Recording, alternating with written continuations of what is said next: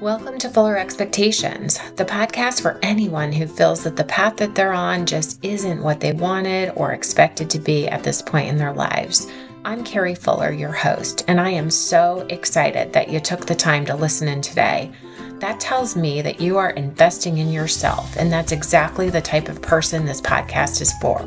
Every week, we're going to have real conversations, share inspiring stories, and offer you the support that you need to create a life that feels aligned with your goals, your passion, and your purpose. A life that's just truly authentically yours. If you're interested in better, you are in the right place. We deserve to live a life that offers us true joy, no matter what age or stage we're in. If you like what you've heard today and thought of someone who might benefit by it, please share this podcast with them. Now, let's get right into it. I am so excited to talk about a topic that, quite honestly, might feel a little bit uncomfortable, but it's actually, I think you'll find that it's going to be incredibly freeing once you see it clearly. So today we're going to talk about enabling. So really enabling versus supporting. What is enabling? What it isn't, and how it shows up in our relationships, and even actually in how we see ourselves and how we treat ourselves. So I was thinking about this most recently as it relates to me. Sometimes I get frustrated when I feel like I have to do everything. And I was chatting with one of my friends recently and kind of expressing my disappointment over certain situations. And she said to me, Carrie, how can you get mad when it's exactly what you created it to be? Have you ever found yourself in a situation where you're disappointed? Maybe over the mounds of laundry sitting waiting for you, or the decision of what to make for dinner. And then the fact is, you have to go to the store and get dinner and then cook it. And now you don't have time to go for the walk that you wanted to go for. Or you really hadn't planned on making dinner because you have 10 other things that you were hoping to take care of. But like me, my background really was, I was always the caretaker. So the one that wants to do everything for everyone else. And it's just because that's my personality.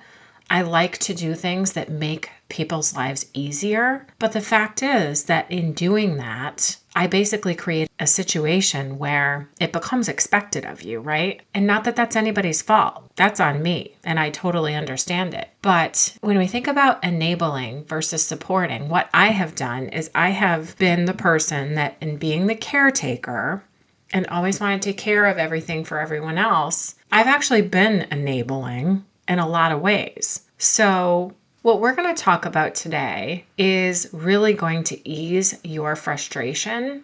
It's going to reduce stress, and it's going to help you manage your time, your days, your weeks, your months that leave you having extra time to take care of yourself or to do the things that you want to do. And if you think of someone in your life who might benefit by this conversation today, or maybe needs to learn the difference between enabling and supporting, please share this episode with them. And of course, hit the follow button for the Fuller Expectations podcast, because quite honestly, I love these conversations where we talk about health and wellness and growth and reinvention and basically becoming your best self in the second half of life. And this topic is exactly going to feed into that. So we're going to start by defining enabling. Here it is.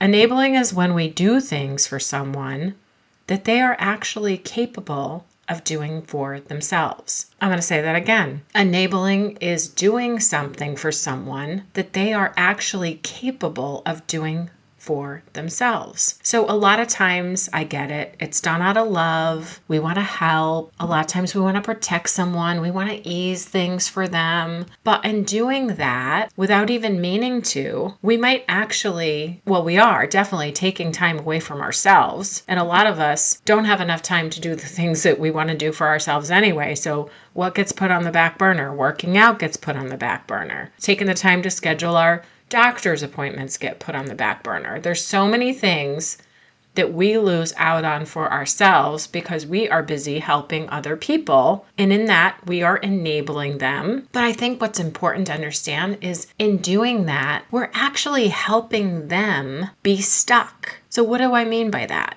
I'm going to give a perfect example. We want to do something that helps someone else, and sometimes it's something that they don't know how to do, and sometimes it's something that they're totally capable of doing themselves. So let's take the scenario of it being something that they don't know how to do. I think what people don't understand is enabling actually conveys to someone that they can't do it. But supporting says, I believe you can, and I'm going to cheer you on. Let me say that again. Enabling tells someone that they can't do it. Supporting them says, I believe you can do it, and I'm going to cheer you on. So I'm going to give an example of this. My dad for years used a flip phone, and my mom would always say, he can't use a smartphone because it would be too hard to dial the numbers and to text and things like that it just wouldn't work out. And the fact is, we know technology, right? You can voice just about everything on a cell phone. So recently I activated one of my old iPhones for my dad, and we've been teaching him how to use it. You can voice text, you can voice call just by saying simple instructions, and he's able to do it. And he loves having a smartphone versus the flip phone that he had. And it's not that my mom was enabling him by doing a lot of things for him that he could do, communications wise, and having a smartphone. She was doing it completely out of love. She's like, I'll take care of it. I'll take care of it. I'll take care of it. But in doing that, he never actually learned how to do it himself. And so being supportive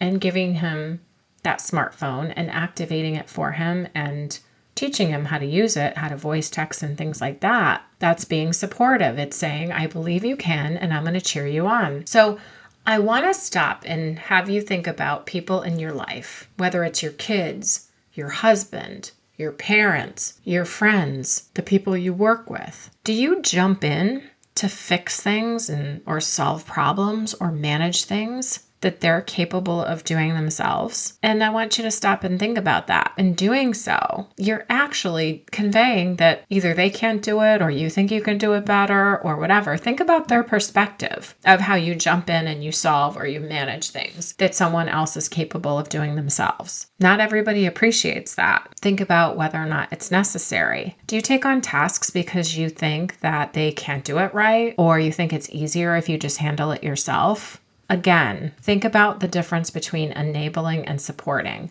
And also think about the stress that it's causing in your life when you do that. Are you cushioning them from consequences? Or are you just avoiding conversations that you don't want to have? Or do you think doing that will help them not be uncomfortable? Here's the truth. We cannot grow for someone else. But if we love them enough to step back, we let them rise. Again, we cannot grow for someone else. They have to do things to help themselves grow. But we can love them enough to step back and let them rise. Another thing around enabling that we should talk about is enabling yourself. So here's the part that we don't talk about enough. Sometimes the person we're enabling the most is ourself. Are you making excuses for not starting something new? Are you avoiding challenges out of fear? Are you staying in the loop of saying to yourself, it's too late, or what's the point? That is actually self-enabling. That is rescuing yourself from discomfort. And at the same time, robbing yourself of the breakthrough. So we just talked about with other people, stepping back and let them rise. Well, think about it. You actually have the ability to help yourself rise. And here's something important to know. You're not fragile. You're capable. And yes, it might be uncomfortable, but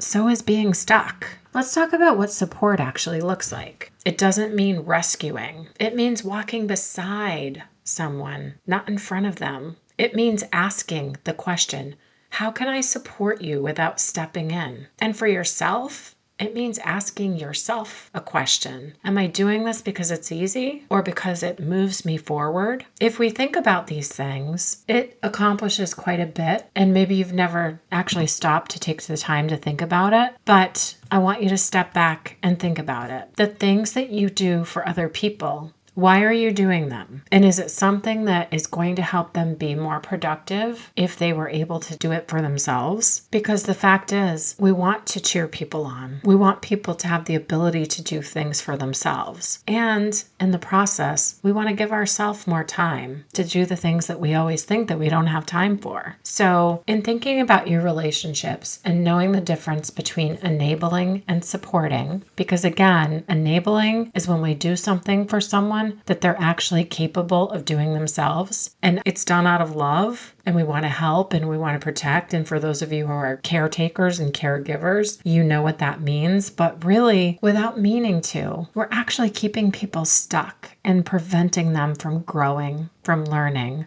and from doing for themselves. And those are things that actually make people feel good. So whether it's your children or your husband or your boyfriend or girlfriend or parents, no matter who it is, we should think about the difference between enabling and supporting. And I leave you with this. What would change if you believed in the people around you and the person inside of you? We're all fully capable of doing hard things, of growing, and of rising to the occasion. People are capable of that, and so are you. So next time you do things for other people, think about whether or not you're enabling them or supporting them. And let's start encouraging more and supporting more and believing in people more. It creates independence. It creates a feeling of being proud of yourself for accomplishing something. And we all know what that means, right? When you do something that you didn't know how to do, and whether someone else shows you how to do it or whether or not you look it up on a YouTube video and we complete whatever that thing is, and we're like,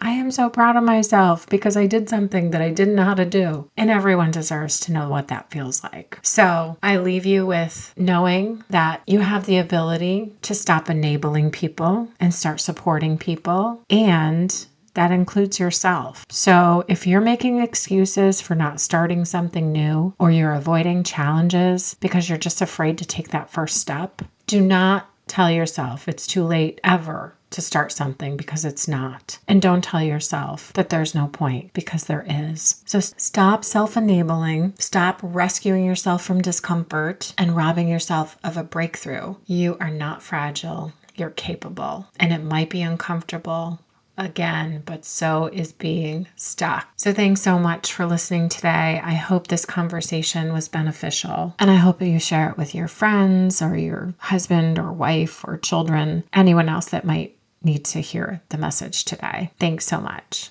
Thanks for listening today. If this episode sparked something in you, please share it with a friend, leave a comment or a review, and reach out and let me know what resonated. Remember, no matter what age or stage of life you're in, you can pivot. And always remember, the second half of life is not a winding down. It's a waking up. Please follow or subscribe. We'd love to have you as part of our podcast family. Let's keep showing up and being the best version of ourselves. Until next time, take care.